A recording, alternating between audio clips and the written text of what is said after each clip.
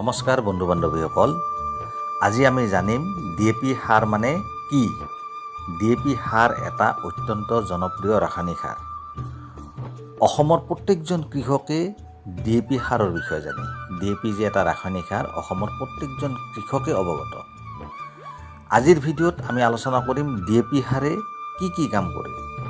প্ৰথমতে মই আপোনালোকক কৈছোঁ ডিএপি মানে কি, ডাই এমনিয়াম ফসফেট।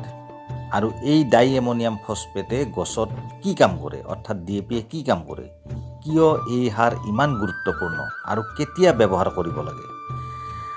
সাধাৰণতে ডিএপি সাৰত দুটা মূল পুষ্টি উপাদান থাকে আৰু সেই দুটা মূল পুষ্টি উপাদান দুটা হ'ল, প্ৰথমতে থাকে কি, নাইট্ৰজেন শতকৰা প্ৰায় 18% থাকে, 18%, আৰু ফসফৰাছ থাকে শতকৰা প্ৰায় 46%, অৰ্থাৎ 46%। এই দুটা উপাদান গছ বৃদ্ধিৰ বাবে খুবেই দৰকাৰী। এতিয়া কথা হ'ল ডিএপি সাৰে গছত কি কাম কৰে। প্ৰথমতে কাম কৰে কি, শিপা শক্তিশালী কৰে। ডিএপিত থকা ফসফৰাছ গছৰ শিপা দ্ৰুত আৰু শক্তিশালীভাৱে বৃদ্ধি কৰাত সহায় কৰে। 2 নম্বৰতে হৈছে গছ দ্ৰুত বৃদ্ধি কৰে। নাইট্ৰজেনৰ বাবে গছ সেউজীয়া হয় আৰু গছৰ বৃদ্ধি দ্ৰুত হয়।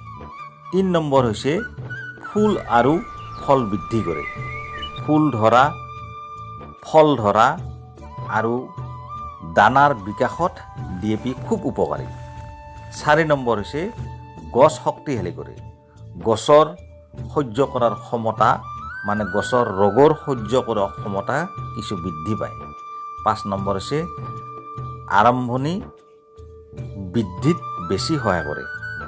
বীজ ৰোপণ বা পুলি ৰোপণৰ সময়ত ডিএপি দিলে গছ অতি সোনকালে লাগি ধৰে, মাটিত শিপাবোৰ লাগি ধৰে। কেনেকৈ ব্যৱহাৰ কৰিব এই ডিএপি অৰ্থাৎ ডাই এমনিয়াম ফসফেট, কি ধৰণে আপোনালোকে ব্যৱহাৰ কৰিব। ডিএপি সাধাৰণতে মাটিত মিহলাই ব্যৱহাৰ কৰা হয়। অতি বেছি ব্যৱহাৰ কৰিলে গছ ক্ষতি হ'ব পাৰে, সেয়েহে পৰিমাণ ঠিক ৰাখিব লাগিব।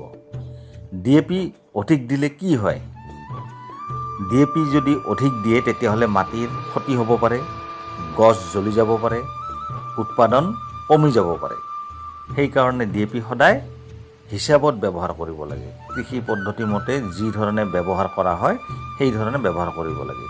প্ৰত্যেকটো কৃষি ক্ষেত্ৰৰ কাৰণে বেলেগ বেলেগ ড'জত, বেলেগ বেলেগ পৰিমাণত এই ডিএপি সাৰ প্ৰয়োগ কৰিব লাগে।